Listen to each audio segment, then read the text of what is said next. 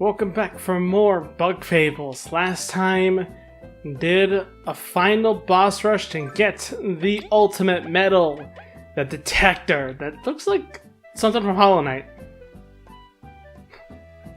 Kind of odd, but then again, you know, a lot of things probably do when it's basic shapes. But either way, this allows us to detect interesting items nearby, quest items, special items, badges, all that good stuff. This time, there has been an achievement being done while planting around in the kingdom. There are still technically as in you can accept, but I don't think you can finish, except one probably.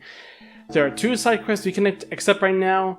I'm not going to do that. We're going to wait for chapter 6 to start, finish. But a lot of them you can finish once chapter 6 starts a little bit further. For now, though, we have completed the first line down here of the lore books of Bugnaria. There are a lot of stuff, but I think it's well deserved. We worked hard to reach this far, and I think it's time we give a good old literature.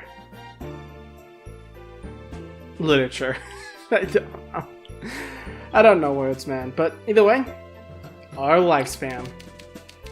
Before the Day of Awakening, they say we used to live very little, only a few days or moons, and most of that time we were helpless larvae. Marriage marked the end of life.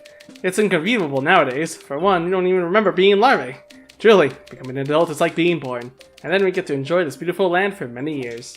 It's hard not to pity our ancestors that they give up life soon after becoming aware of it. The crowning of Elizabeth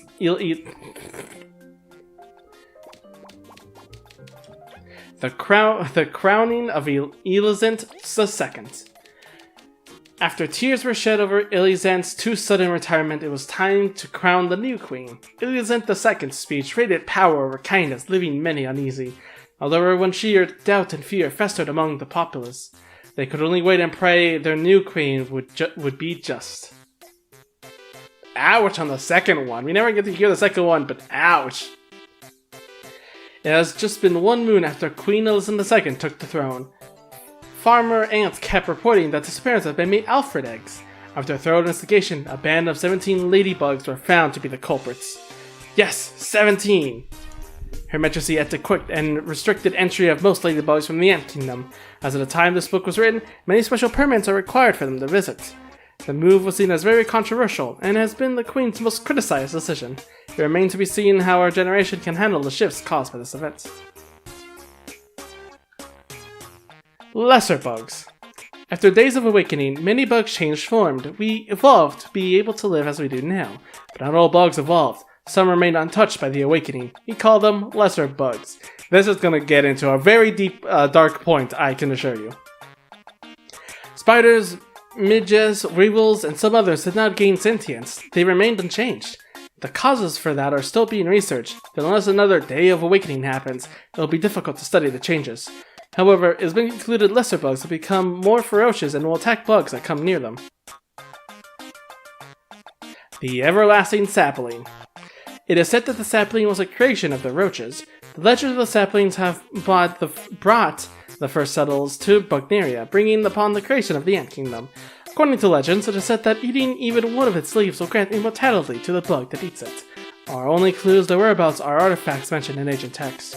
They say one resides in Snakemouth Den, but its dangers have proven too much to conquer. Was it truly made by the roaches? Could have it caused the roaches to vanish? I hope this chapter of history will be cleared up in my lifetime.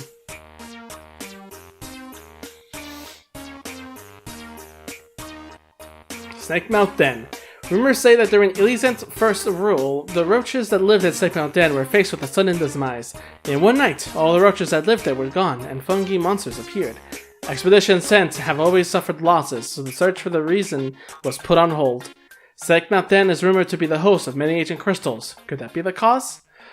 Oh, they don't know the half of that! A brief history of bees. The bees are close allies with the ants, and came in shortly after Elysians the First settled down in these lands. While they used to make honey themselves, technological advancements made robotic drones steadily take over honey production. Many bees of the newer generation, bearing scholars, do not fully understand how to make it. Their society is mostly composed of females, with males residing in the queen's chambers. That's gonna kill the society if somehow the mechanics kinda die. History of the wasps. Although they've been around long before Elysian the First arrival, the wasps live just outside of Buckneria, thus the ants hold the title of the first settlers.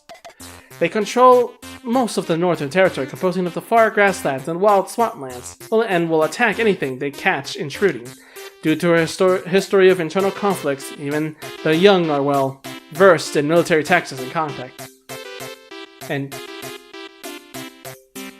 combat and tongue does not work. Brief history of termites. The termites, like the wasps, lived in these lands before Elysian First, and like them, lived just outside of Buckneria, an isolationist society. They say the termites were close allies of the roaches, and as such provide advanced technology within their dome. Unlike bees and ants, the termites profess both male and female soldiers and workers in their society. They are also very good builders, and know how to use clay well. The roaches. The roaches are the oldest of the bugs that rose after what they call the Day of Awakening. Having mastered the art of crystals, their civilization rose on top of this abundant power source. However, they suddenly disappeared. Many have speculated on the reason. Popular sentiment is some sort of civil war must have led to civilization to crumble. Personally, I doubt it. Surely some would have remained then. If some roach did survive, they live far from Buckneria. Perhaps not even they would know of what their ancestors did. The lost art of flight. History tells the insects soaring the sky, covering great distances. Nowadays, only the bees, wasps, and few lesser species seem to retain that privilege. Even so, most bugs are doomed to possess wings. Day-to-day life doesn't quite need flight, so perhaps we as a collective have evolved past it. How do you evolve past something to not use it? Could it be that one day bees will not flap their wings any longer? Looking at you, V. Mantid claws? According to data found in ancient roach slabs, mantises have used claws instead of hands for the Day of Awakening. What a weird way to live! How are they able to hold stuff and make art, or cook in nowadays? Thinking about it, this might be why they have an affinity for sharp tools. Fascinating. Some lesser mantids and mimics still have claws instead of hands. Such a pity.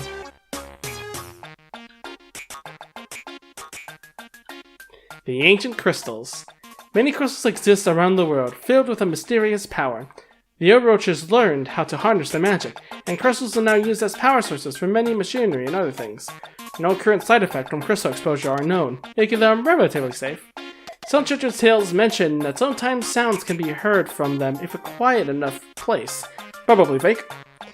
Archaeologists say these crystals appeared at the same time of the Day of Awakening started, suggesting a link between them and that event.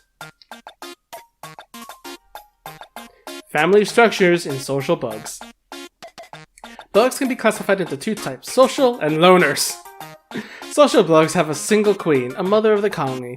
Although all individuals are siblings, they do not tend to see it that way. Some individuals go closer to others by choice, creating their own small family cell. Social bugs are separated into workers or civilians. Workers are born to protect and take care of any colonies. Workers take the job very seriously and will fulfill their duties as the best they can. Recently, some workers have rebelled to lead a loner life. This too could be an evolution. Civilians form family bonds more easily and care for the general well-being of the colony. It should be noted that social bugs referring to the queen as mother is considered taboo. The queen, however, has freedom to call others their children. Bug Society, am I right? That is all the books of line 1 for now. And, with that being said, of course this isn't going to be considered an actual episode, as this is just a little detour on the side note, not part of the main story. But next time, for those who actually did want to read through that, and get a little bit of history on the game, or lore, there you go. I'm not too keen on just reading stuff from lore, but there is kind of no way to know about that, and really, it's not really important to the story. So, a side note to just read and collect as a collectible, and plus a reward to go with it. yeah, I'd say it's pretty nice. But with that being said, for those waiting for the next episode, see you guys in just a few hours.